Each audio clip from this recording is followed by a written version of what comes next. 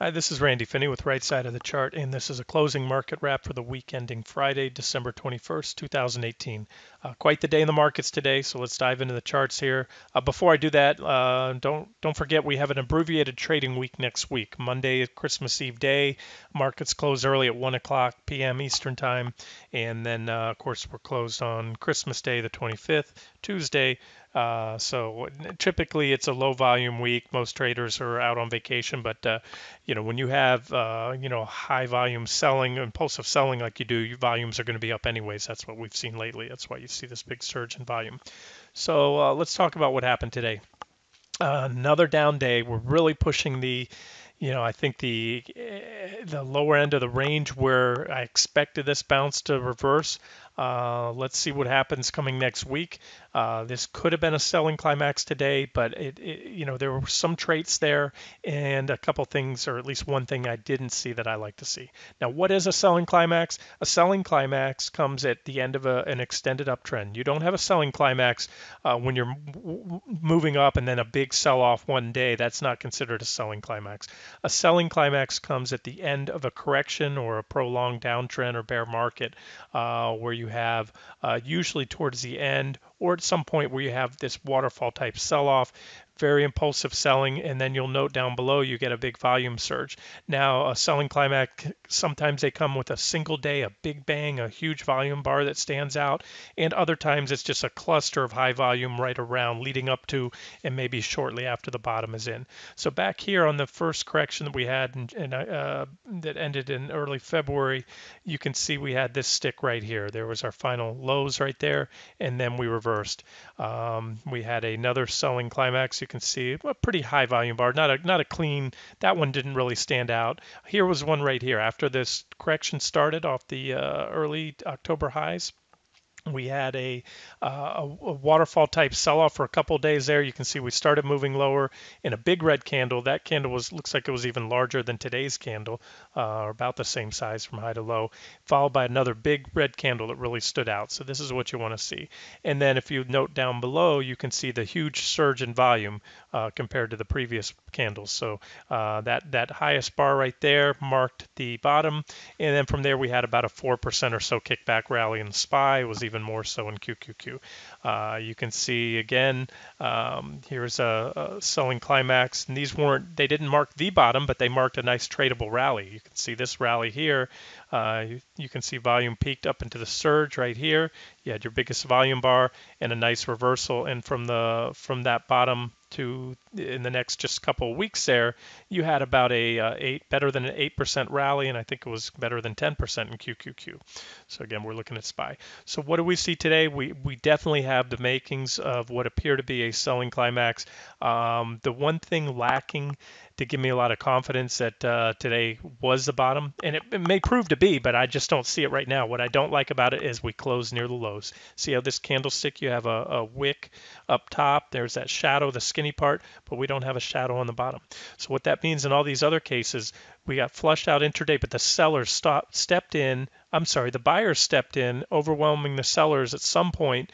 Even though you had red closes that day, it showed a reversal intraday, and you had that here as well with this stick.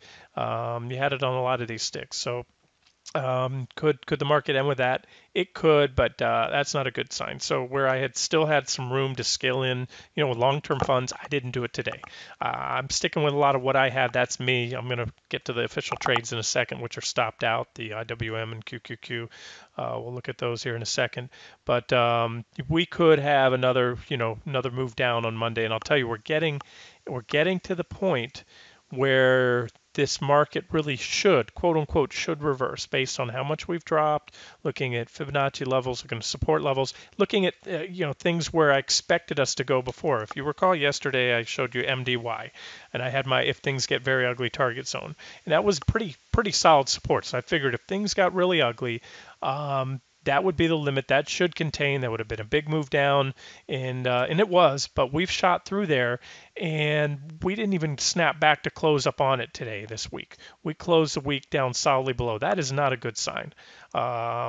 look, anything can happen tomorrow, but I don't like the look of this candle. Such a close below a pretty significant support level on MDY and some other things. So we're really stretching.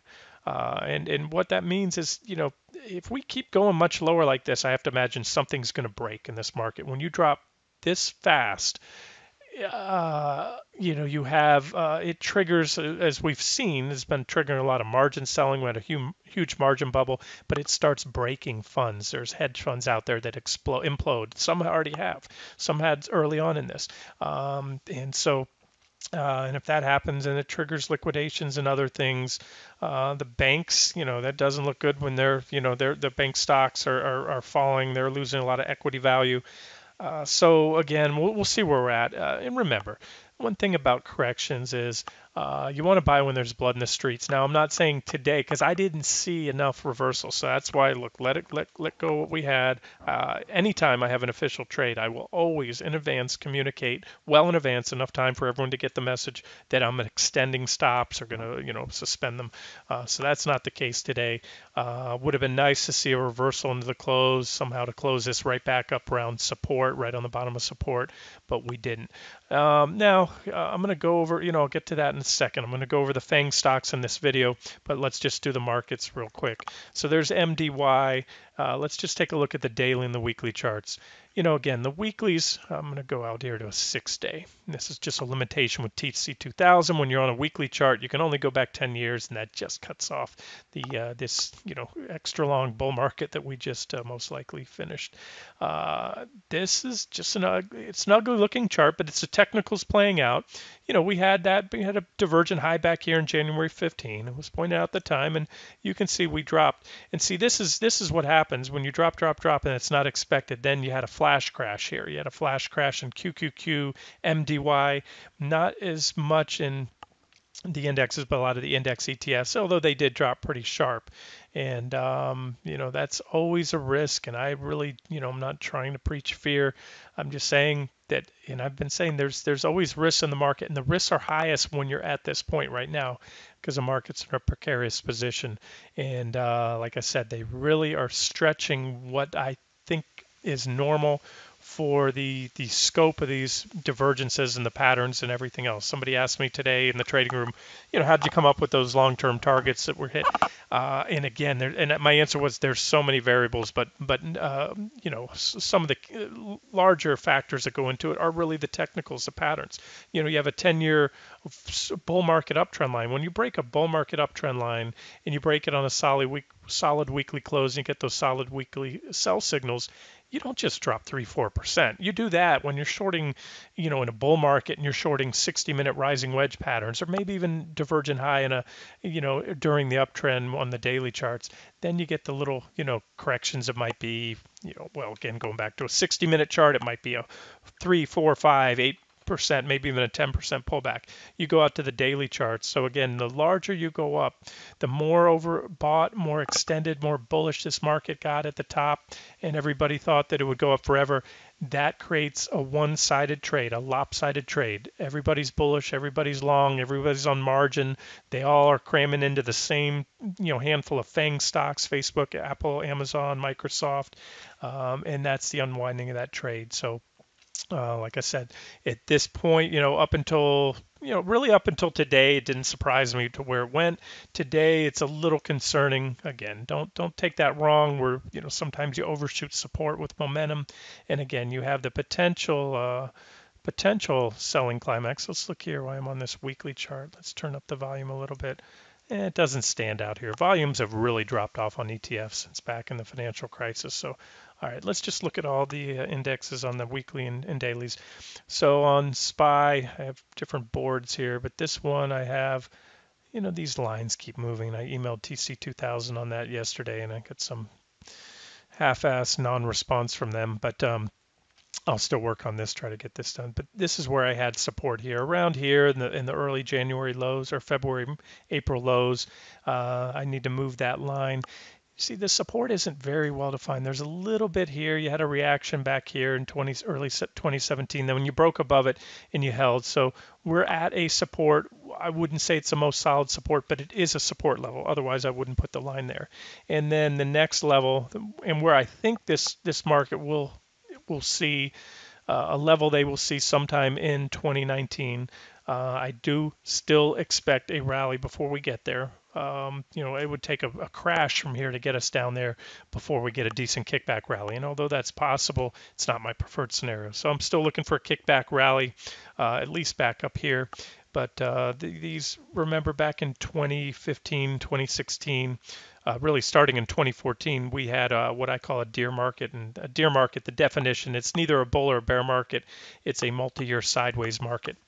And that's what we had there for a couple of years, and we broke out, back tested it, and took off. And that is where, ultimately, this is what I'm looking for, something like this.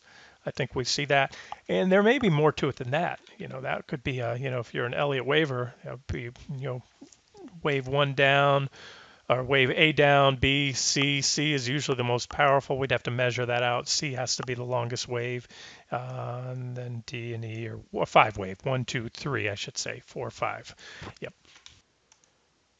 Okay, and quickly there's QQQ. On the past, I had measured out every divergent high, showing how divergences, even in a bull market, negative divergences play out. There's all the corrections measured that follow divergent highs in QQQ. I haven't measured this one out yet because it's still going. We did have a divergent high there leading up to the that drop right there, and was it the second high? Not the January highs, but the one that came afterwards. So that was a 12% drop. And again, this time what made this one bigger took out this multi-year trend line off the mid-2015 lows. So as far as support levels go, we certainly had support here around 154, and that was my preferred target area. So now we're sliced through that. We took it out with a big red impulsive candle. And like I said, we closed at the bottom of that candle on a weekly basis.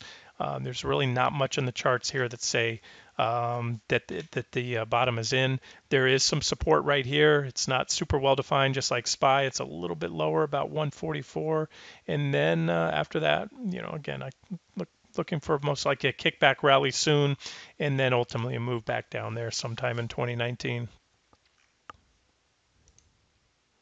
Okay, now let's have some fun with fibs. If you're new to trading or technical analysis, Fibonacci retracements, and I would suggest looking those up. I can't explain the whole thing right now, but they're used by a lot of traders, and they really, these key Fibonacci levels, as you can see, as I drew the line from this key reaction low back in 2015, that's really where that trend line started. It's a major reaction. That's what you want to look at, key inflection points in the market. So up to the recent highs, and then to the left here, it shows you there are different levels. These are the ones I have turned on that I really focus on, the 38.2%, 50%, 61.8, and 100. Now what that means, so right now we're at the week where we closed right on the 38.2 fib. And that means it's a 38.2% retracement of the move from this point to this point. And again, it's not magic, but it is. If you really read up on fibs and use them a lot, you'd be amazed how often that they do act as support and resistance levels. So some traders use them exclusively in their trading. I like to incorporate them into my trading, and so I wanted to point that out. So here we are on QQQ, close the week right on the 38% retracement level, and still really not too far off that low from early February right there as well. Let's look at SPY. Okay, this is again SPY weekly chart. Now what you'll notice is we don't have the 2015 low isn't the same. As I said before, QQQ had a mini crash. So QQQ did not drop as much as the actual index, the NASDAQ 100. In fact, maybe I'll do that real quick. We'll look at the NDX next. But this is SPY, and most indexes bottomed here in early 2016, not mid 2015 like QQQ. So therefore we have a different retracement level because we don't have as large of a move. We're already just a hair above the key 50% Fibonacci. See the dotted yellow line, dashed yellow line right there. And that also comes in around that support level. So again, these are, it's a market coming up on support. Nothing drops forever. This is certainly an ugly sell-off. Reminds me a lot of 2008, but remember, it's always darkest just before the dawn. And once you start hit this waterfall sell-off mode, it doesn't continue forever. It does maybe in the wave 3 down of a primary wave, if you're in wave 3 of a bear market, or any corrective phase of a 5-wave corrective phase. That's usually where the most impulsive selling comes from. So I still think we're probably flush out here. Maybe today was a day, and if not, probably next week. And believe me, if we keep going down like this, and we're not going to, you typically don't waterfall sell off and then just stop right there. And if we keep going down like this, something's going to break. The markets have to break. There'd be too many key support levels hit, too much margin selling going on. And again, that is not my preferred scenario, but it's where those market crashes come from. But remember, we have circuit breakers nowadays. You're not going to see 1987 Black Monday. If you're new to trading and investing, since Black Monday, the government put in place circuit breakers. They'll halt trading. If the market drops X percent, they shut it down for a while. If it keeps going, gets worse, they'll shut it down for the whole day. So you're not going to have another 20% down day like you did in 1987 Black Monday. And just quickly, here's NDX. Now again, NDX didn't drop nearly as much as QQQ, because remember on QQQ we had a trend line. I'll have to show, well, let's just look at the fibs first and I'll show you the trend line. But we're really between the 38.2 and the 50. Now I can use that reaction low there, or this one. Probably this one might be the better fit.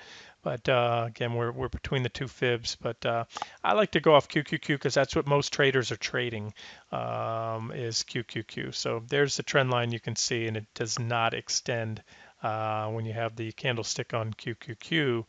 That candle right here, this one came all the way down there in the little mini crash that the ETF experienced. And we'll just look at IWM here. IWM, right now it's already taken today. One fell swoop moved down, or this week, it's a weekly candle, took out that fib and that key support. So again, this to me is somewhat concerning. This is really, I thought that was a very solid level in IWM. Support level, it was, but it got sliced through. This is very impulsive selling going on. And, the next stop here, you have these reaction highs plus the 61.8 fib, and maybe that's where we wash out to next week. I showed you NDX was a little shy, I think SPY, so maybe that's what we see early next week before a reversal comes. And again, it would be nice to see an intraday candle that reverses, and also a weekly candlestick that puts in a nice tail, with a big reversal and close that week. And then another board. This is IWM with some levels here. See, we sliced through. There's that 134-ish level, and we sliced through it. So we're coming up on support. Next support, again, also with that, I just showed you a fib just below, plus 125.85-ish support. Reactions there, reactions there. If we go through that like it's not even there, then something's wrong. Something's really wrong with this market. I doubt we'll do it, but I just wanted to show you those levels that we're getting close. SPY, I think I already covered that. They keep moving the line. QQQ, if I didn't already cover this, 144. Again, we're coming up on price support there. So there's some supports coming up, and let's just go back to the daily charts, and we'll move on and wrap up this video. So again, as far as potential selling climaxes, I believe, what did I start with? The SPY. Look at big, nice volume bar on QQQ. You can see, again, we had a selling climax there. We had a selling climax there. We had a selling climax right here. Again, didn't mark the bottom. These two marked the bottom of those two big corrections. And this one, again, this was a pretty nice rally that followed, and another nice rally that followed off this spike right here. So those are the things we look for. And this certainly qualifies as a potential selling climax. But if we have another big down day tomorrow, or I should say Monday, or even Wednesday when the markets open back up after Christmas, you might get an even bigger volume bar and another red candle. And again, it would be nice to see a big reversal and print some type of, maybe a doji candle or something like that there. IWM will keep this stop. Like I said, this is officially stopped out. It was stopped out on the move below 129.50. QQQ also stopped out the close today. I'll put up charts, and I have to calculate the gains and get those trades out there. And as I said, if the markets pop tomorrow, or I'm sorry, on Monday, because this proves to be a selling climax today, then so be it. We'll just if there's an objective entry at the time, we can always jump back in, and at that point we might have a higher probability buy signal. But you can see again, I'm looking at all of these ETFs, and I'm seeing these nice volume surges here that indicate this. We could be probably very close if today wasn't a selling climax. As far as those divergences go, we still have divergences in just about all sector ETFs or index ETFs on the RSI, the MACD, or the PPOs pushing the limits of the divergence. If this signal line could turn up soon, we might have roughly equal lows, but if we go a lot lower, that's going to be burned out. And I've always said this. Divergences are not an absolute necessity for a top or a bottom, nor do they guarantee a top or a bottom if you have them. They're just they help to kind of gauge what's going on in the market. So if we do get a decent reversal soon and these divergences are firmed up, then it tells us that we may want to position for a multi-week, possibly a multi-month rally. And from this point, from where we closed today, if IWM goes on to hit that target, you're talking about almost 9% now and about 12.5% up to that second target. And depending on what happens, we can't say right now, but depending on what we see develop over the next few weeks here, I'll give you an idea as if I think that target will be, if it will be hit, number one, and if so, do I think we'll continue on up there?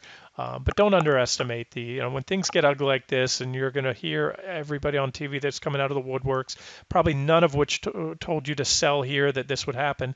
They're going to come out and tell you that the sky is falling and put everything in cash or gold or God knows what, or short the market now. Trust me, we have corrections. This one is very ugly. It is concerning that we haven't reversed yet, that we're undercutting some supports, but corrections, just like I did the video in the last bear market. In fact, I'll get to that here in a second.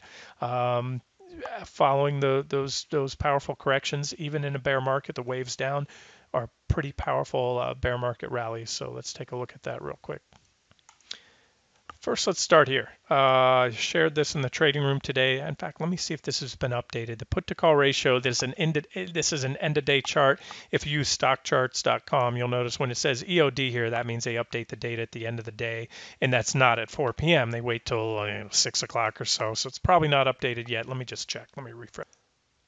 Okay, as I figured, it hasn't updated yet, so we'll see what it is. But and you can always tell when you pull a chart if it's updated yet, it'll show you the date. So there's yesterday's date. I just refreshed the page and it didn't work.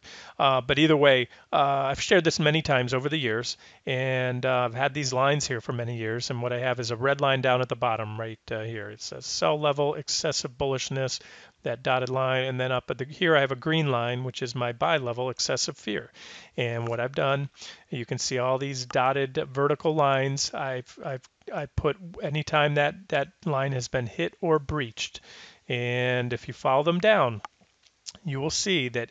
And guys, it's really hard to gauge the move when you're looking at over, what is this, 15 years or so of price history on the S&P 500. It's squashed down, and it's very hard to make out. And I believe this is no, it's not using a log scale, but it's hard to make out these rips and dips or these rallies. They're quite large. So what I'm trying to get at here is when you follow the lines down, you can see that afterwards, in nearly every instance. And sometimes the thing about it, this is not a exact timing indicator. It can take sometimes days, even a couple weeks, a few weeks or more, for these buy and sell signals to kick in. Again, when you hit the green line, it's a buy signal because everybody's bullish, everybody's loading up on puts. Everyone thinks the market's going to go down, so it's a contrary indicator. And it also works because the market will not let everybody get rich. If everybody owns puts, they have to, it's the institutions, the smart money selling the puts. They're going to make sure the majority of puts expire worthless, which they always do. That's just it's a statistical fact that the vast majority of options expire worthless. So everyone's getting puts here now. They're buying them yesterday. That's yesterday's spike. Most of those people are going to lose money. Now, given a lot of people buy puts, they don't buy them purely to speculate. Institutions or individuals will buy them to hedge positions, to hedge further losses. But I'll tell you too, if you bought puts yesterday or today, you're paying a fat premium. Either way, back to let's get back on point here.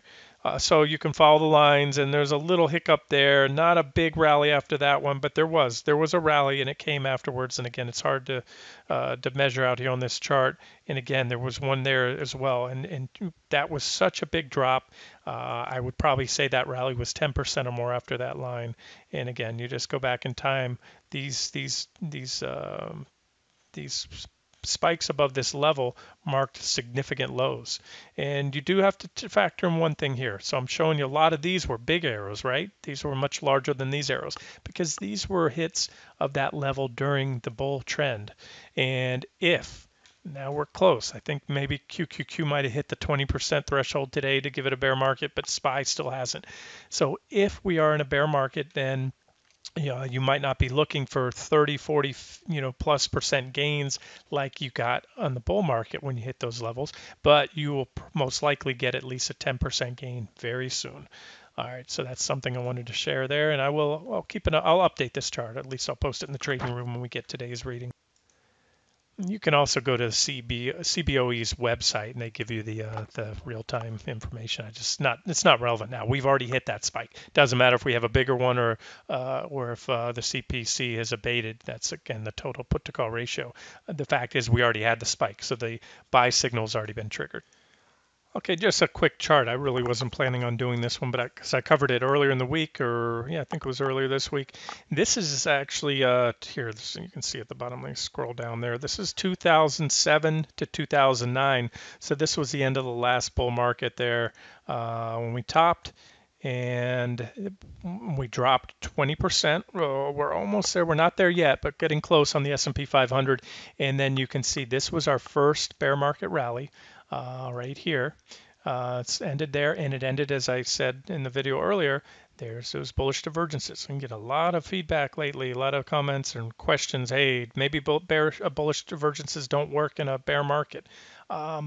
Maybe, not all bullish divergences work, not all bearish divergences work in either market condition. But this shows you we had a drop that was even worse so far than this one, went down to lows over 20%, and that was followed by a 15% rally. I'll take a 15% rally all day long. I'll take a 5% drawdown on my positions. I've been scaling in lately. My average cost isn't down even that much yet, despite today. It's not even, it's getting, I'm definitely underwater where I started scaling last Friday, and it's getting there, but I've started smaller and adding. Like I said, I held off today only because I didn't like the close today. Otherwise, if we saw a nice reversal intraday, I may have considered adding. I'll just wait. I'd rather, wake up to a big gap up on Monday and add at less favorable price and get caught down in some type of meltdown sell-off. So I'm not, in far from maybe 50% equity exposure right now in those long-term accounts. But there it is, 14%. We had a nice divergent low here.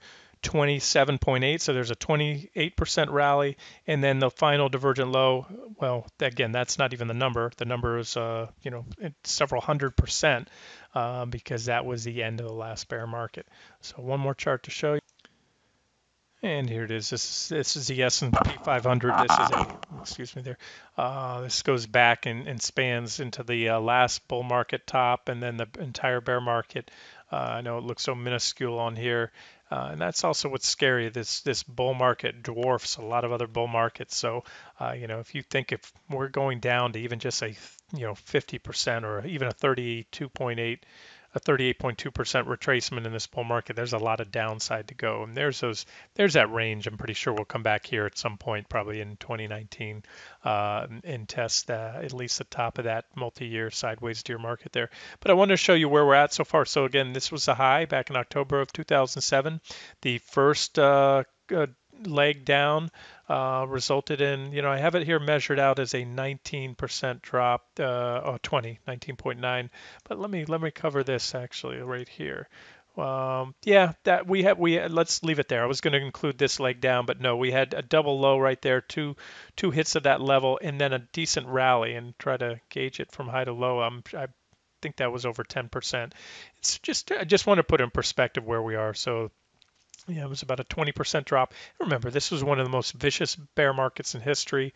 Although I'm a little concerned with the unwind, this forced selling at this point in the stage, it's a little more than what I thought right now. Not up to a couple days ago, but up to right now, it's starting to get to the point where, we really should have slowed down. Remember that I think unless there's something else that I'm not seeing, I don't think we have the risk that the market had back then. This is when the bank and the whole financial system almost collapsed, and the wheels were already in motion for that at that point, and those in the know knew it. Um, so right now, the economy, just about all economic indicators, employment, everything else, we're in better shape right now than we are back then. I think this is just a forced selling. I think too many institutions and individuals got caught off guard, didn't see this coming, and they were overloaded and overcrowded in the FAANG stocks and indexing, S&P 500 index funds and other index funds, and it's the unwinding of that trade. And as soon as that clears out and that forced selling is over, I do think you'll see people jump back in and get a nice rally leading into January and possibly into February, maybe even beyond. We'll see. Wow, long video, guys. I'll just wanted to hit on the FANG stocks real quick because again, I view them as the market. Those top 5 stock. I put up a poster or a chart earlier today.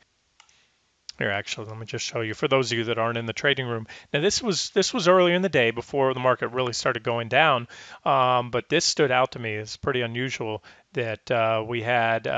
You can see this is the S&P 500. These are the holdings, and I sort them by market cap. So you have the largest company up there, Microsoft, Apple. Took the lead from Apple recently, Amazon. These are what I call the FANG stocks, FAAMG. I know I always hear, no, Randy, it's FANG, FAANG. Well, I did quite a bit on it back a while ago that everybody was focused on FANG, and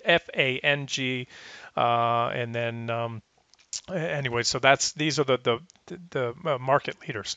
Netflix is a much smaller company and doesn't even rank up there with them, so there shouldn't be any ang in FANG, in my opinion. It just doesn't ring well. Sounds better to say FANG than FANG. Anyways, Microsoft, Apple, Amazon, Alphabet, and Facebook here, and you can see they were all red. And other than that's the S&P 500, that's a SPY we're looking at. That's not a component of SPY. So you can see everything down to the top 23rd or 4th holding, except AT&T, which was only slightly red. They were all green. That shows me, without a shadow of doubt, that the selling pressure has returned to the FANGs. Now, about a week ago, we saw that trade sort of abate, the selling abate in the market-leading FANG stocks and QQQ. And for a while there, QQQ was outperforming, and I thought that was a good sign. But what's happening now, and this tells me, without a shadow of doubt in my mind, that today was all about forced selling. And I've warned about this for a long time, and I think others have as well, that these were overloved, overcrowded trades, and part of due to the indexing as well, because they were top components.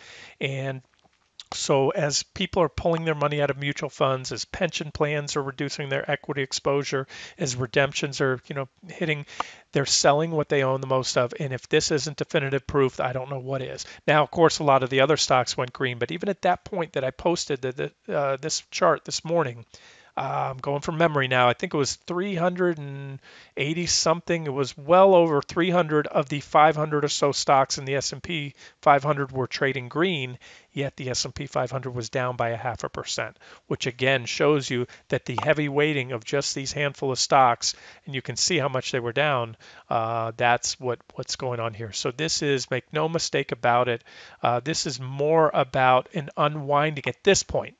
At this point, it's more about an unwinding of a overcrowded trade with forced selling than it is about some dire expectation the economy is going to tank. Now, I've been saying for a long time a recession is coming, and the odds are now increasing because the market's dropping. But I think at this point, recessions, think of the stock market, or more so, think of the economy like a tanker, one of those super tankers. They don't turn on a dime. They take probably miles to turn. It takes a long time for those things to make a turn. I'm talking without the assist of a tugboat. They're slow turns. That's what the economy is like. You don't just typically fall off a cliff. So this is what's going on now. And as soon as this forced selling is over, we'll get a relief rally. Things will, like they always do, it'll probably swing too much to the upside, and then we'll have the next leg down. So let's move on here. This video is getting long, but I did want to hit on the FANGs because of that, and we'll move on. So like I showed you yesterday, the my if it gets ugly, target zone on mid caps were hit and some other indexes. This is Amazon, and this is a chart. All the charts are time stamped and date stamped. This was back on September 17th. This is when the market was buzzing at new highs. Everyone was as bullish as they could get. Market was going to go up forever. Fed had eliminated all corrections and bear markets and all that mumbo jumbo. I'm being a little sarcastic, but we were right at the highs, and you can see here. I'm showing you this is projected path for Amazon, and this is my was and is my max downside target for Amazon, 131. I'm sorry, 1341.65. Where are we today? And where I'm going with this is we've had some, the markets have breached some pretty key support levels, but the market, quote unquote, is still these stocks. Even though that trade is being unwound, don't forget these will still be the top components of the market. They're still the beloved stocks, and there's a reason for that. These companies are earnings juggernauts. I know there's some pressure right now from Washington on a lot of these tech companies, and there's always been pressure on Amazon, but they continue to make a lot of money. These companies are earnings juggernauts, and they're efficient. Tech companies don't have huge debt loads like energy stocks and all that, so they can also weather a downturn. Not to say they're not volatile, but so where are we at? 1341.65. Look where we are today. So now we came within, I should say. I'll zoom in real tight there, grab the bottom of today's candle. So we came within 1.5% of the target. Now, just like MDY, we shot through my target. That doesn't mean we're guaranteed to not go below that number. It just says, look, this is about where, based on everything that that goes into my analysis, a lot of that is intuition, experience. It's based largely on the technicals. It's based on a lot of fundamental variables that I don't discuss, that aren't in the charts, but where I think the market is, and again, like the fundamentals of the unwinding of this index trade and the breaking of, that's the trend line breaks were technical, but that's it. So I just wanted to point out that this is really just an expected correction so far in Amazon. Microsoft has held up. Let's look at the other FAANG stocks real quick. Let me Q in QQQ, and then I'll pull up my list of all the components. And we'll end the video here. It's been very long after I get the 5 leading stocks. So Microsoft, still nice divergence. And again, the point of this is to show you the market leaders. They have broke, but they're not broken. In fact, they're looking good. This one still has nice divergences intact. Look at that bar right there. That looks like a selling climax. Microsoft has held up very well. Somebody asked me the other day, is it a short? Well, you can look at it one of two ways. Relative strength is typically a bullish thing, or you can take the glass half empty approach, saying it's the last one to go, so there's a lot more downside. Well, forced selling will bring even the best of companies down, but I said no, I wouldn't care to short Microsoft here, although the weekly chart was bearish, and still is a longer term. Let me go back to a weekly. It's at support here. I have support about 97.50, pretty decent support. It's down quite a bit. So there's Microsoft with nice bullish divergence and what appears to be, look how large this candle is, a potential selling climax. Amazon also big. I just wanted to go back to that. Look at that candle, pretty big volume. Last time we saw volume like that was right here in the stock. I'm sure that's easily a 10% rally if I were to measure it. And then what else do we have? We have Apple, of course, the big Apple, very big volume bar, just like this bar back here. Now that didn't really give us much, but it is, you can take it on face value. This is a big volume bar after a strong sell-off, and it just slightly undercut. This is a support level I was expecting Apple to reverse off of 154.12. We're below it, but 1 day below it, and not by a huge amount. So there's still the potential for this to be a momentum-fueled overshoot. So that was Apple. Facebook is, we have very strong divergence. Facebook is certainly setting up for a move, but I'll tell you what, I don't like the weekly chart of Facebook. I have this potential trend line here. I had this trend line, it broke. This trend line all the way back here came in. Looks like we broke below it, bear flagged, and then broke down. Seems that this one's probably going to hit 116 at least sooner or later. But if the whole market bounces, it may catch a bid and come back up here to one of these levels. And then finally, I showed you, or no, maybe I didn't show you Google or Alphabet. That support, this is GOG. There's a support level, certainly trend line, everything. The whole case for the longer term outlook is bearish. But again, we've fallen quite a bit. These are, market leading stocks. The economy is still not, rolled over by any means. This certainly doesn't help the economic outlook because you've just wiped out a pretty big chunk of the wealth effect. But with that being said, the stock's down about 24% or so into resistance. I mean, down to support. Nice potential, still unconfirmed, like a lot of things, but this is what I'm seeing. Clean divergences on all the FAANG stocks right now. And there's that support on the weekly. We've sliced below it before, so it's really a support zone, if you will, that runs down to about this level there. So that's what's keeping me at this point to the bullish side right now, still thinking that despite all of this, and again, I cannot overestimate the potential for anything that at any point in time in the market, especially when things are melting down like this, that's when you can get the big crashes. But and yeah, we have the circuit breakers, but that only slows things down. The market's going to go to where it wants to go and where it needs to go, even if the circuit breakers try to slow it down getting there. That's just to prevent a one-day, complete utter 20% crash. All right, we're going to wrap it up here. Probably the longest video I ever made, but it's important times in the market, so I just wanted to convey my thoughts and I'll get the updates on the trades out over the weekend. This has been Randy Finney with Right Side of the Chart. Hope you enjoyed it.